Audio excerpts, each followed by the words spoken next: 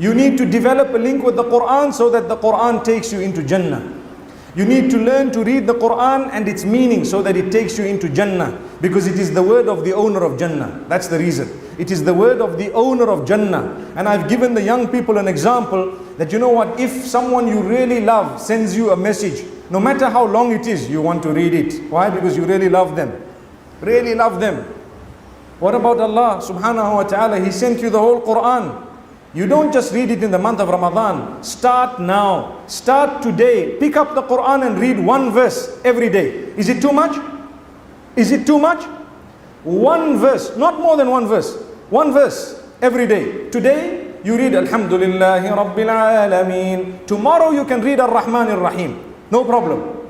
The next day you can read Maliki Yawmiddin. This is the minimum. You must be thinking that's too little, isn't it? You must be thinking, I can read the whole of Surah Al-Fatiha. Read it with its meaning, one verse a day at least, minimum. Put a marker. Wallahi, there will come a day when that Quran will bear witness for you, because the hadith says, إِنَّمَا الْأَعْمَالُ بِالنِّيَّاتِ وَإِنَّمَا لِكُلِّ امْرِئٍ مَّا نَوَى.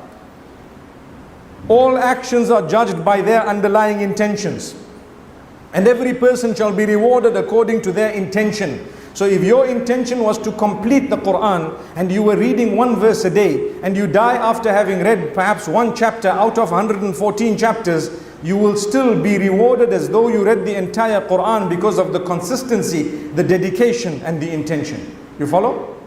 There are people in greater need than you are. You help them fulfill their need and Allah will help you fulfill yours. When you give a poor person $1, you might be helping him build his dunya, but trust me, his dua will help you build your akhirah. Let me translate that into English. When you give a poor person $1, you might be helping him in terms of this worldly life, but his prayer for you will help you build your hereafter. That's what it is. May Allah subhanahu wa ta'ala accept our wealth. A person who doesn't give before Ramadan, what do they expect to do in the month of Ramadan? So let us start giving from now. Learn to be generous in order to lead by example, even a little bit every day, to start your day with a good deed, to read a dua or two. How many of us sit to eat together as a family? How many of us? Very few. And we say, no, Singapore, you know, life is very difficult, it's fast, we need to go to work early. No, you make the time to have at least one meal together. Start off with Bismillah, aloud. How simple it is. That's the minimum dua. Minimum dua is to say Bismillah. If you want, you can say it in English. Oh Allah, I thank you for the meal you've given me. I thank you for the food that you've blessed us with and the drink that you've granted us. Say it so your children know that every time my father or my mother eats or drinks, they thank Allah. So let me do the same. And they relate it to Allah. Oh Allah, it's you who has blessed us with this.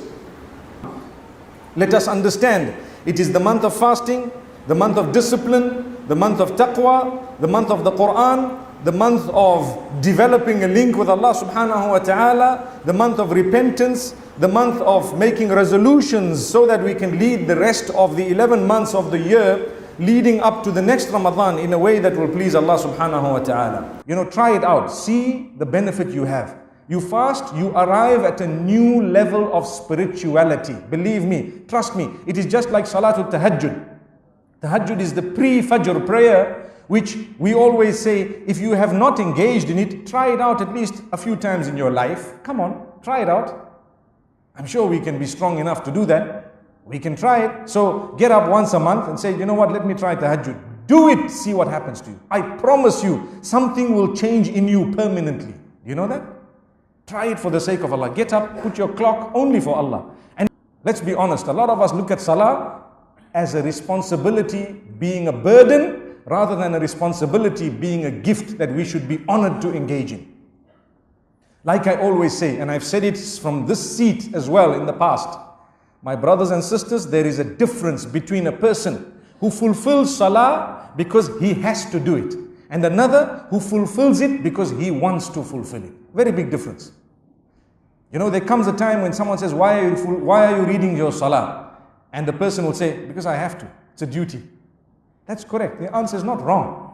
But there comes a time when a person wants to read that salah, they're looking forward, they know it's a duty, but they don't stop at that, they really want to. In that case, they will start working on the quality of the salah rather than the quantity. Because if you're doing it because you have to, you come in and you just down and up and down and up, and you finish your salah and you're out, you say Alhamdulillah, and you know we are done, Allahumma antas salam, and you walk out and everything is gone.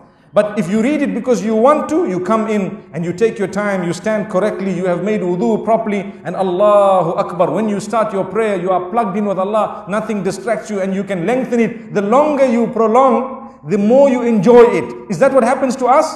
May Allah make us that. Pray for them. Go and visit the elderly, visit the sickly. You should be getting a feeling of goodness when you visit an old person. Subhanallah, you will find lots of wisdom. They have seen the world. They have seen so much. You will find lots of goodness. It is one of the teachings of Muhammad sallallahu alaihi wasallam. Go and visit the sickly.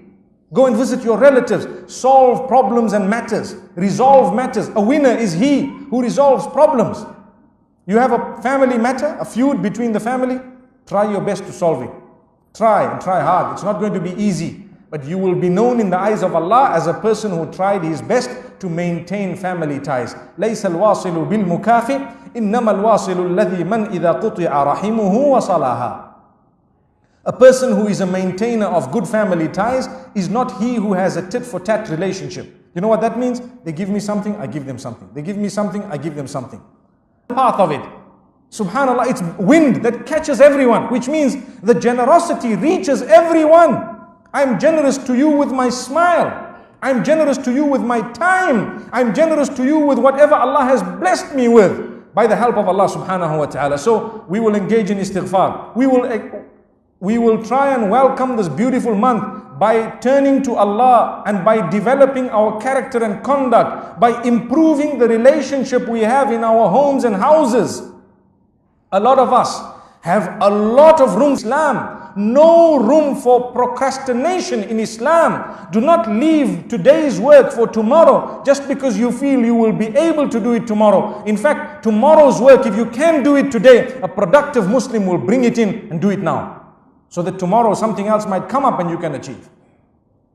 This is why we say, let's start benefiting for the month of Ramadan from now. For improvement with our relations with our own children, in our relations with our wives and our husbands perhaps. We have so much that needs to be done, but sometimes we couldn't be bothered. We are too busy doing some other things. Before you know it, life will be over. You know, nowadays, time is flying. That's just, Muhammad sallallahu alayhi wasallam has prophesied this. يَتَقَارَبُ الزَّمَانِ. One of the prophecies of towards the end of the time. Time will begin to fly. It will be crumpled. Crumpled meaning a month will pass as though it was just a day. Honestly, make resolutions that are current and here and now. We've spoken about quite a few of them. Let's hope that we can pledge right here, right now, that we will engage in at least one of the matters that we've discussed today as positive resolutions in order to enhance ourselves as good Muslimin, to become better people, so that when the month of Ramadan comes, we will already be on a beautiful level and we will excel and improve, and we will know how to even welcome the months after Ramadan that are so beneficial and so beautiful. May Allah subhanahu wa ta'ala bless you all, and may He bless the entire globe. May Allah subhanahu wa ta'ala guide us all until we meet again sometime in this beautiful city or elsewhere.